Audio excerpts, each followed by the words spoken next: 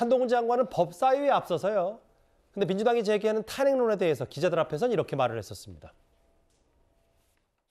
저는 탄핵이란 말이 민주당 정치인들이 기분에 따라 그렇게 함부로 쓸 수 있는 말이 된 것에 대해서 안타깝게 생각합니다만 저는 법무장관으로서 꼭 해야 할 일을 한 것이기 때문에 당당하게 응하겠습니다. 이번 헌법재판소 결정은 고발인의 이의신청권 폐지 같은 법의 내용의 문제점에 대해서는 전혀 판단을 하지 않고 회피하지 않았습니까? 각하 결정을 해서. 탄핵에는 각하 결정이 없습니다. 만약에 민주당이 저에 대한 탄핵을 진행하게 된다면 그 절차 내에서 이 법이 얼마나 문제가 많은 법이고 국민에게 피해를 주는 법인지 실질적인 판단을 헌재로부터 받아낼 수 있을 거라고 생각합니다. 뭐 강제 퇴장시키겠다, 탄핵 추진 검토하겠다, 한동훈 장관 탄핵을 의미한다, 뭐 이렇게 꽤 강경파 의원들이 한동훈 장관 탄핵을 언급하니까 이렇게 기분 따라서 하는 말 안타깝다, 피하지 않겠다. 그러면서 만약에 헌법재판소 판단이 반대로 5대4였다면 민주당 의원들 책임지고 사퇴했을 거냐, 이렇게까지 한 장관 얘기를 하더라고요. 오늘 이제 법사위에서 치열하게 여야 간의 공방이 있었고 지금 아까 화면에 나온 것처럼 한동훈 장관이 정말 한치도 지지 않고 다 맞받아치면서 응수를 하고 있습니다. 저도 그 모습이 꼭 저렇게 해야 될까라는 개인적인 생각은 합니다만은 어찌됐든 한동훈 장관의 스타일이고 또 그 부분에 대해서 저는 뭐 논외로 치더라도 오늘 이야기를 포함해서 지난주에 있었던 검수완박에 대한 헌재 재판에 대한 재판 결정에 대한 한동훈 장관의 입장은 저는 전적으로 맞다고 생각합니다. 입장이 크게 세 가지인데요. 하나는 뭐냐면 헌법재판소의 결정을 존중한다고 먼저 전제를 합니다. 당연히 법무장관이니까 우리 한국의 사법 시스템과 이 법 체계를 다 인정하는 거죠. 그래서 헌법재판소 결정을 존중한다고 먼저 전제하고, 그리고 나서 그렇지만 이른바 이제 검수완박법에 대한 법무부 장관과 검사 6인의 권한쟁의 심판은 논의를 하더라도 국민의힘에서 신청하는 것에 대해서는 5대4로 절차상 문제가 있었지만 다시 또 5대4로 그러나 유효하다는 결정을 내렸잖아요. 예. 그 부분에 대해서 이의를 제기한 거예요. 절차가 하자가 있지만 유효하다는 그 헌법재판소의 결론은 좀 공감하기 어렵다. 그 정도 의견은 충분히 낼 수 있는 거 아니겠습니까? 그다음에 나온 게 헌법재판소의 법무부 장관으로서 검찰의 수사권 소추권이 있기 때문에 이 부분을 박탈한 것은 문제가 있지 않냐라고 권한쟁의 심판을 제기한 건데 이게 각하가 내는 거예요. 예. 각하는 뭐냐면 청구 자격이 없다고 한 거거든요. 그러니까 본안에서 싸운 게 아닙니다. 본안에서 싸워가지고 결론 난 게 아니라 청구의 자격이 없으니까 본안 심사 대상이 아니라는 거예요. 그거에 대해서도 이해하기 어렵다는 말을 한 거거든요. 저는 거기에 대해서 왜 그 문제가 있다고 하는 건지 좀 이해가 되지 않고요.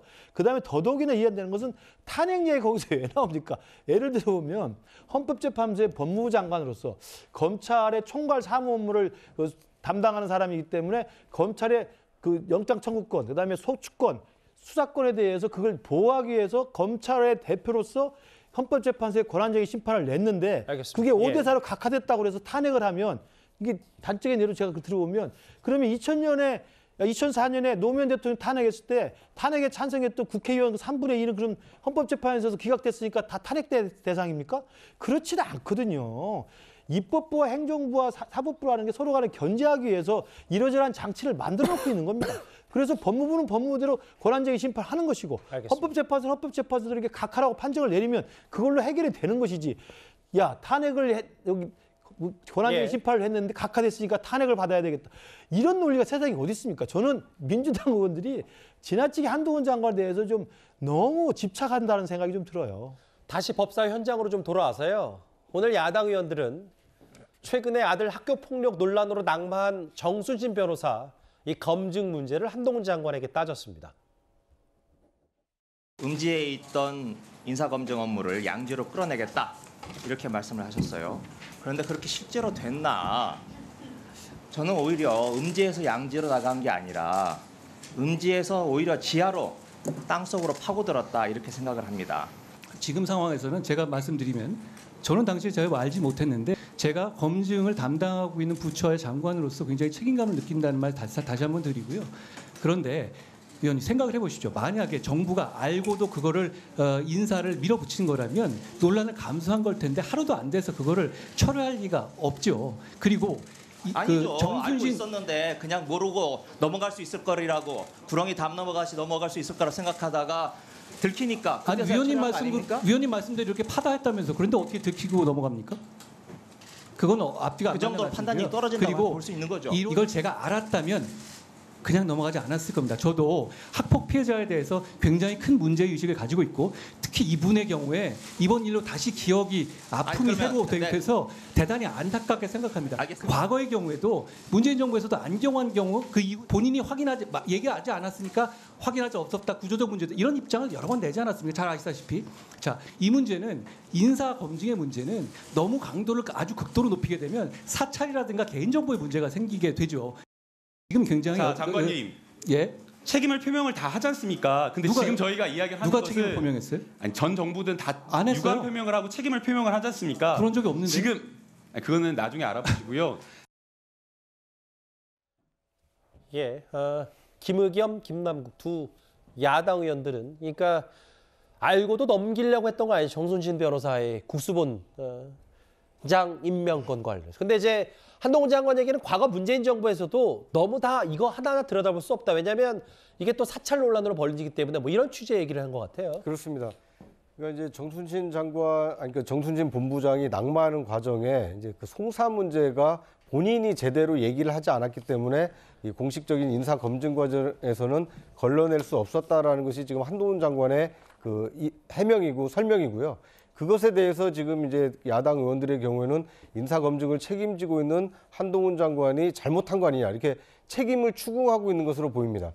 그런데 이 문제의 경우에는 이렇게 누구 책임이냐 누구의 잘잘못이냐 이걸 따지기보다는 지금 시행하고 있는 인사 검증 시스템이 과연 그 허점이 없는지 예. 이번 그 정순신 본부장의 사태를 통해서 어떻게 법과 제도로 그런 허점을 좀 메꿀 수 있는 것인지 상당히 생산적인 논의가 가능한데 함에도 불구하고 한동훈 장관에 대해서 지나치게 이제 그 책임을 추궁하다 보니까 이런 지루한 공방이 이루어지고 있는 거 아닌가 굉장히 좀 안타까운 생각이 듭니다.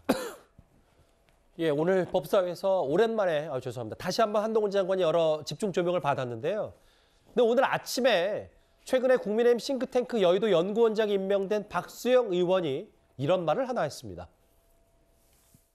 한 장관이 스스로 판단해야 될 거라고 생각이 들지만 제 개인적으로는 좀 등판했으면 좋겠다. 기존의 586 소위 운동권 세력 이 세대들을 좀 쫙 물리치는 그래서 새로운 세대가 부상하는 586 세대를 좀 퇴장시키는 이런 역할을 해줬으면 좋겠다는 게 제 개인적인 바람입니다. 어떤 자리를 맡든지 개인적으로 지금 굉장히 인기가 있는 일종의 셀럽이 돼 있거든요. 셀럽이 돼 있기 때문에 등판만 하면 무슨 자리를 떠나서 수도권 선거를 견인할 수밖에 없을 것이다. 셀럽을 뛰어넘어서 히어로까지 갈 수 있는 상황을 만들어주고. 박수영 의원은 셀럽 그러니까 유명인을 넘어서 영웅까지 갈 수 있는 상황이다. 정치권에 등판해서 586을 퇴장시키는 역할을 해야 된다. 뭐 다른 누구도 아니라 최근에 국민의힘 싱크탱크 임명이 됐던 박수영 의원의 말이기 때문에 물론 오늘 뭐 차출론에 대해서는 한동훈 장관 저와 무관한 일이라고 했습니다만 최근 이제 국민의힘의 내부 사정과 맞물리면서 뭔가 좀 다시 침체되어 있는 분위기라면 한동훈 장관 말한 사람이 없다. 차출론 앞으로 좀 더 세지는 겁니까?